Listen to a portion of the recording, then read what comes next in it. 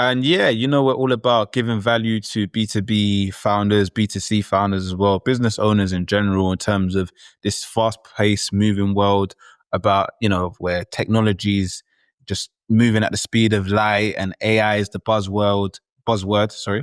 We're here to just translate it for you and show you how you can help and, just implement it into your business. But we want to talk about a hot topic today and see how we can really just put a business spin on it. And that is an AI musician just signed a $3 million record deal. Okay. What does it mean for business? Firstly, I'm going to ask you, Jab, are you familiar with this AI artist? Have you heard the music? Like, talk to me.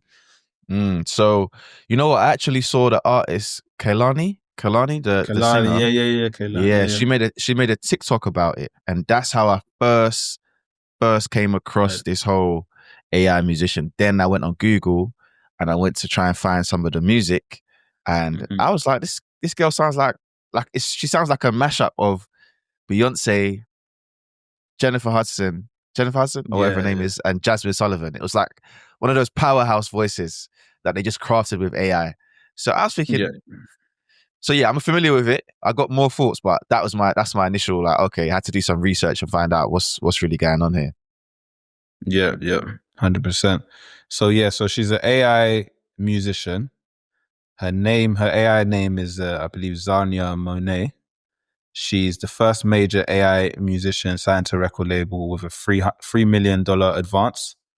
And yeah, boy, yeah, she's actually landed a top 100. I went on to the Billboard 100 list and tried to find her, but I don't know if maybe it was just quickly she was on there and then she's gone off because I couldn't find her on there. But it's in their headlines and their news themselves, so they've stated it themselves that she landed the top 100. So she was in the charts. So it's a crazy thing, and I think the reason why it's got people thinking and talking is because it it starts to ask a question, and that question is, where are the boundaries? Okay, because we always got to talk about that side of things. With change comes people who are going to be, resistant to it. Why is this happening? This shouldn't be happening. It's not ethical. It's not moral. And then there's people who are just jumping on that bandwagon straight away and utilizing it, right? So I'm gonna throw that question to you, bro. Where are the boundaries in things like this? Mm.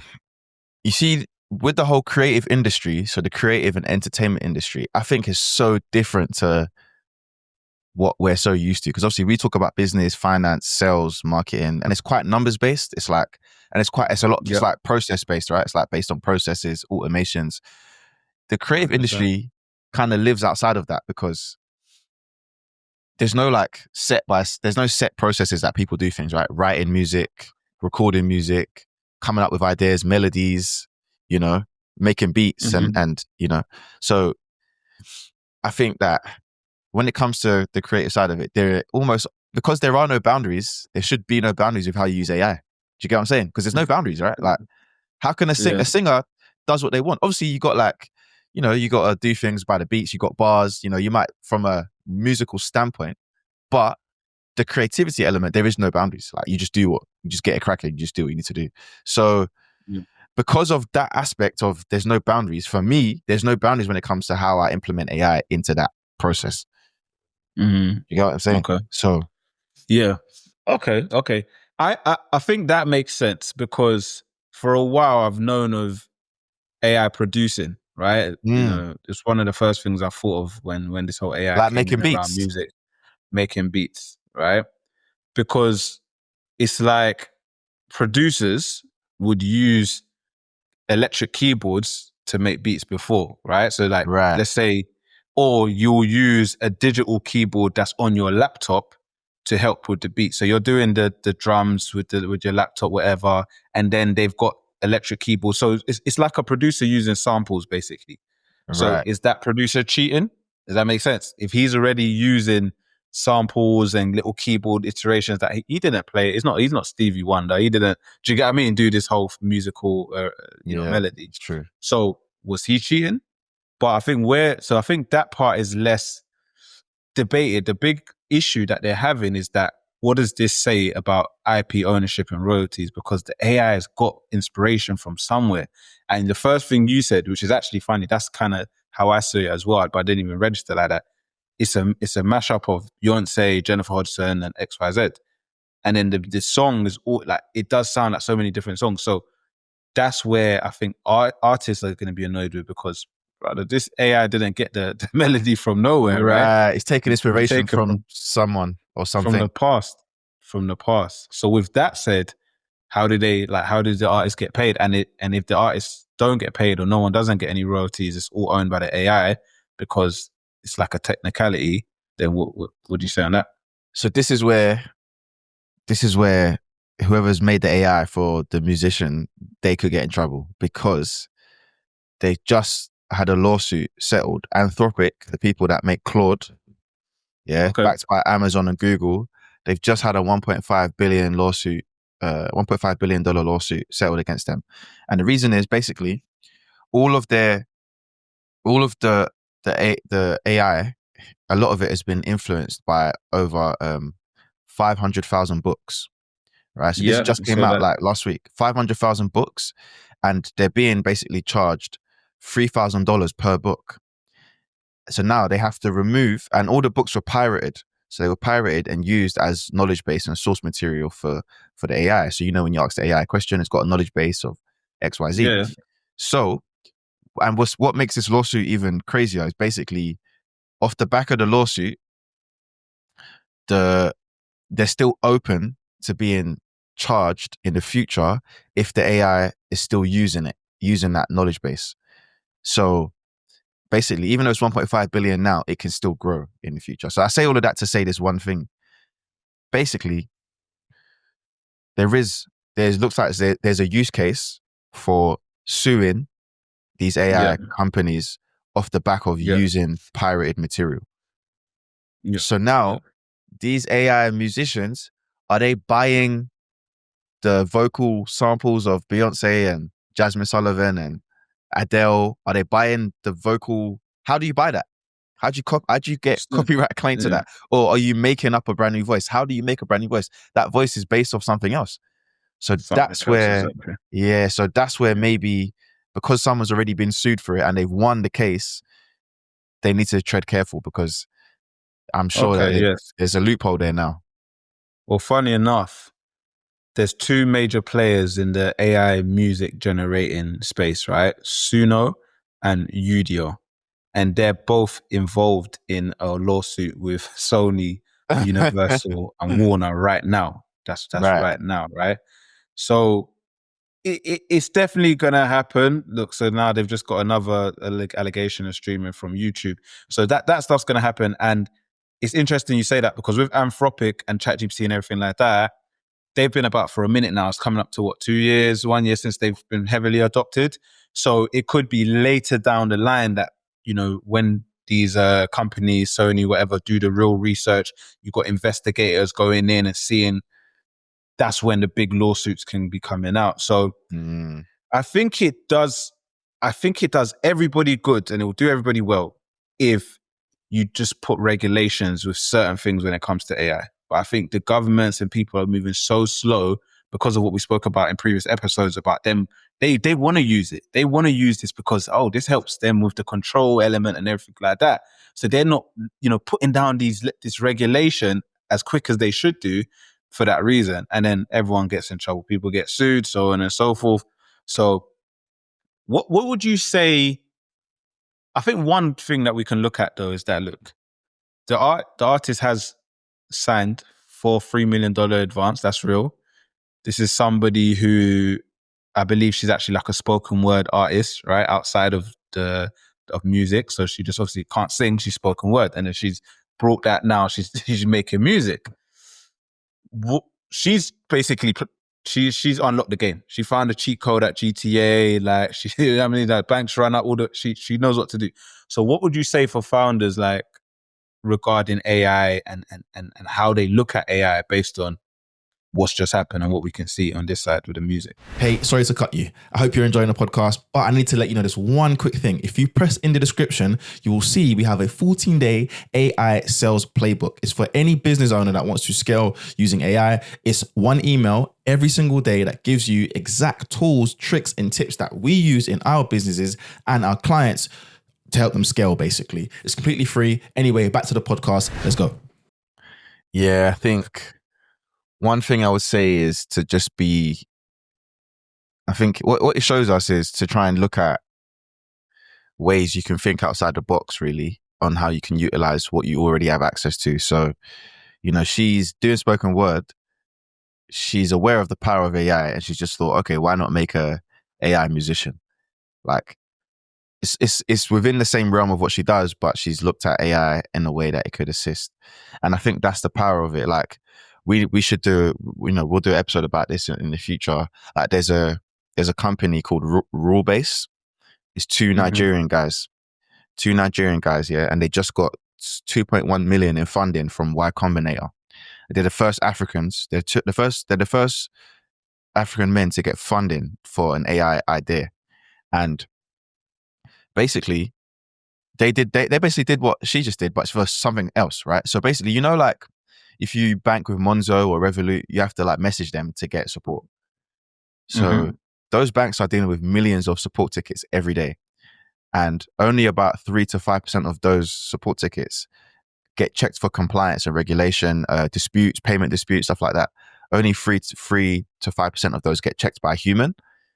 So what they did is they built an AI co-worker that checks 100% of the conversation support tickets for compliance, because every bank has to have compliance.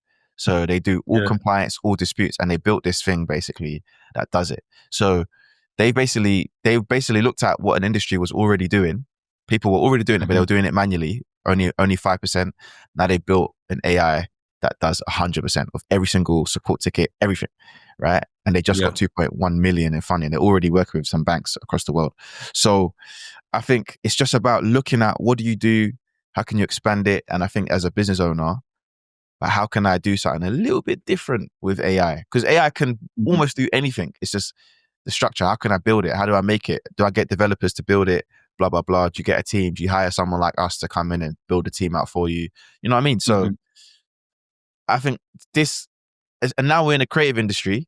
It's so funny we're talking about this because I had a conversation with a girl who used to be an A&R at Universal, but now she's she's a talent manager. And we just had this conversation about, she's just asking me like, how could I use AI for like managing an artist? So I think, yeah, man, artists, managers, founders, business owners, they got to start thinking out the box. That's the key. Yeah. What about you? Yeah, no, that's a good shout, man. I think, yeah, definitely. It's always been a thing of disrupting your industry when you think about it, right? The people who win big disrupt the the industry in general. So I think, yeah, it's making me think, all right, look at your industry and think to yourself, right, you've got AI, creatively, what could be done? All right. And I guess the phrase that comes to mind is like no rules. Yeah. Imagine there was no rules, because I think what's probably stopped so many people from doing this beforehand is that actually right? Is that normal? Is that, because we know that AI was making music. Like probably everyone's heard an AI cover somewhere or seen an AI, music. I think there was some Drake ones and stuff like that where people was making songs with Drake's voice. Yeah. So He everyone did it himself. When he was beefing did he do Kendrick, one? remember he did the Tupac BBL and Snoop Drizzy. Dogg. Man, I remember he Oh made yeah, Tupac and you Snoop did. Dogg. Yeah. Yes, actually he did. Okay, yeah, he did actually. And maybe that's the reason why a few people held off, because there was a lot. I think Kendrick was pushing Tupac's family to sue Drake, and then Yeah. actually, funny enough, on the other side, the person who made the BBL Drizzy cover that went viral, he got sued as well. People trying to sue him. Yeah. So maybe that's why people held back. But regardless, I think that the moral of the story is just think about your industry and think about how you can disrupt it. So let's do a little brainstorm, right? So we'll do 2 industries. I'll give you one. You give me one, and then we'll just see that how could that person disrupt what they're doing, right? Maybe we do it, maybe we think of something good, maybe we don't. So let's think of something like super random, like somebody who is a painter and decorator. Yeah. So give me an example of how do you think a painter and decorator could help, like, either disrupt their industry or just make their life super easy with AI. Yeah. So this might be. I got like 3 different ways, but I'll pick the one that came to my mind straight away.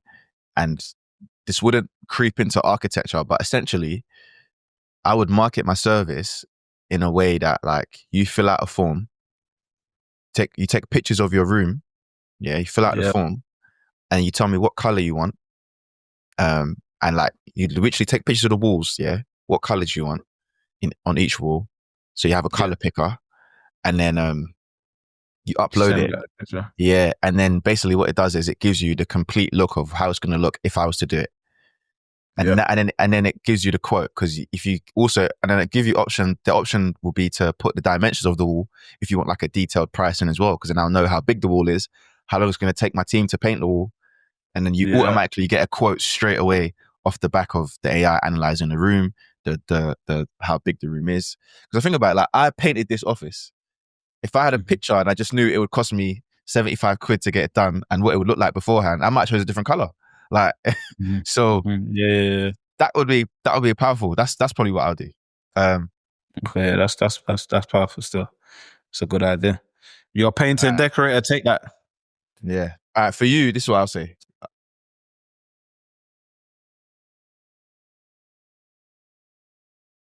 If you owned a mobile tire shop.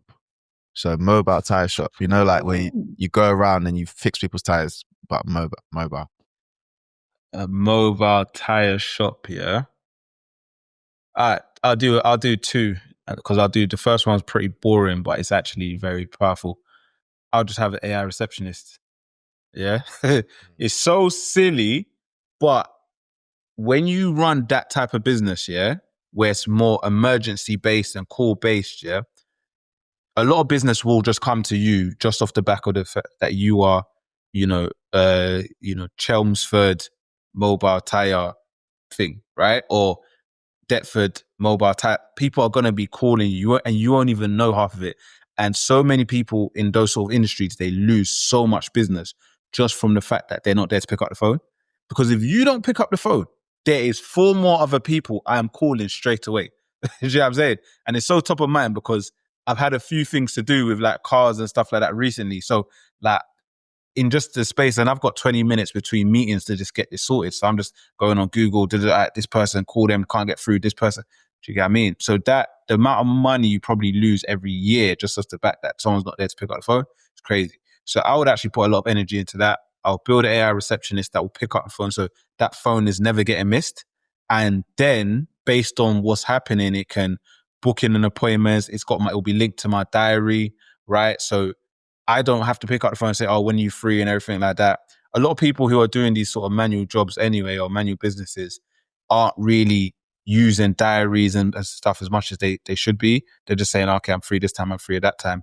Whether you've got an AI receptionist that knows your diary, picks up the call, I probably wouldn't even take calls anymore.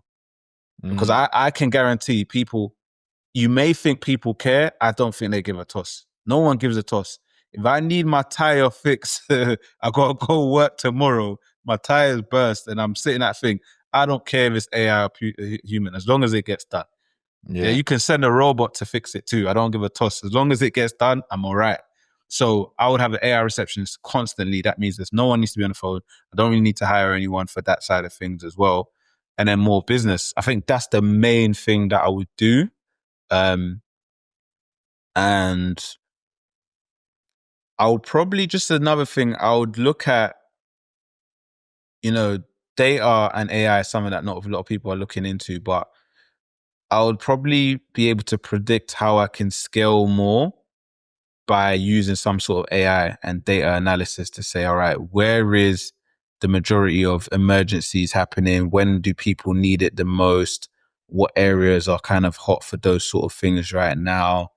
And I'll be able to predict my time better, predict where I'm going to go, where I'm going to stay local to. Because imagine you're driving, right?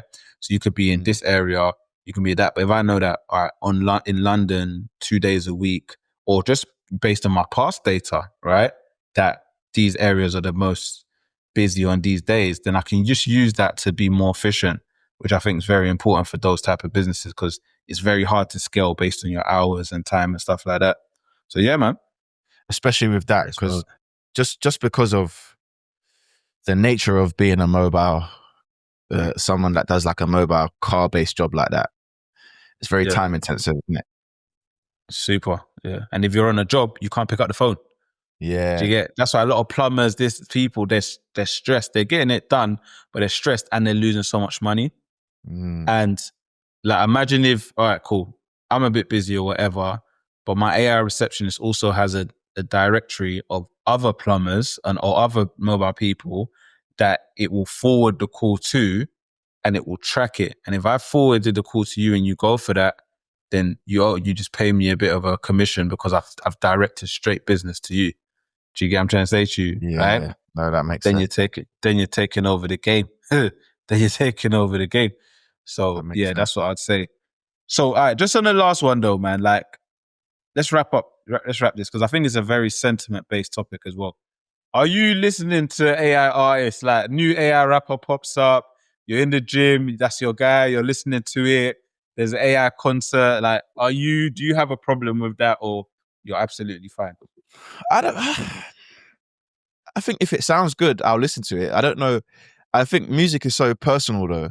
So sometimes as fans of music, we invest into the person as well as the music. So that's the only thing where it might get lost if it's AI and you can't actually see, you don't know who the person doesn't have a real life. They didn't grow up going through anything or whatever. So that's the only thing. But then sometimes I listen to music. They do though, I'm cutting you off, they do though. Because remember, the person who's doing it is the person, but it's just the end result is the AI. Right. So it's not just they just made someone up and it's just they're making music off the someone up, but maybe it's someone different, like, or maybe this Xiania Monet, maybe she's made this person, but it's like Beyonce with Sasha Fierce, right? She'll go under the A-list of Sasha Fierce, but it's her, so she can talk about whatever. You know what I mean? Yeah. I don't know, bro. I'll listen. I'll definitely listen though. I wouldn't say I wouldn't listen. I'll listen to it. I don't know if it's something that will be playing in my car every day, but I'll definitely listen to it just because, like, the quality. One thing you know is it's going to be AI. The quality is going to be good, isn't it? Like, naturally, the sound quality is going to be good. The voice is going to be good. The mixing and mastering is going to be good because I'm sure they're using AI in mixing and mastering now, engineering. So 100%. So I would. 100%. How about yourself? Obviously I'm a music guy by heart, you know. Past life I was a musician, like I got an attachment to music. So I think there should be some sort of regulations around it. I think there probably will. And I think that one thing I want to see more of AI is that use it to fix the problems that have been there for so long first, before actually just going to these more greedy use cases. Do you get what I'm trying to say to you? So big up the girl that got the record deal, but I know that there are millions, hundreds of millions of kids and people and singers out there who are so passionate, they work hard, they can really sing, but to mix and master costs money, right? Like previously, like I said, I used to do music, like to mix and master a track would be like £100. Like people charging you like £75, £100. And for maybe something basic, if you really want a real good mix, you might be looking at like £200 upwards. So let's let those people, let's use it for those use cases, so those people can kind of flourish, have more access and do things, rather than just saying, all right, let's just cheat. And for me, I listened to Xiania Monet. I get it. The quality production sound good, but the voice did have that some sort of robotic tone to it. Yeah. You understand, which I did sense, but obviously that will probably get better with time and whatever if they continue to do it. But I think the big thing and the lesson point for any founder, anyone, is that it doesn't matter. The world's going to keep on turning, and you're either adopting the new technology or you're sitting there pointing fingers saying that, you know, there's a problem with it and whatever. So for me, I want to be in the adopting phase. So this stuff I just use it as inspiration. as how can I get a big edge using AI in a way that someone hasn't even thought of, but it's right sitting on my lap. Do you get what I'm trying to say to you? Yeah, So no, that's the best way. the best way. So, all right, we'll wrap it up then. Another episode of Future Proof Podcast. Let us know what you think in the comments about this. Would you listen? Is it right? Is it not right? And just remember that we have started the Quantum Growth newsletter. So super insightful emails. Really generally one email, right? One really insightful email a week. We may boost it to 2 max, but we don't want to overfeed you. You know, we just want to give you good, valuable information about how you can optimize your business and implement AI. So, you know, sign up to that. The link will be in the description. Make sure you subscribe, hit the bell for notifications. That's it. Peace. Peace.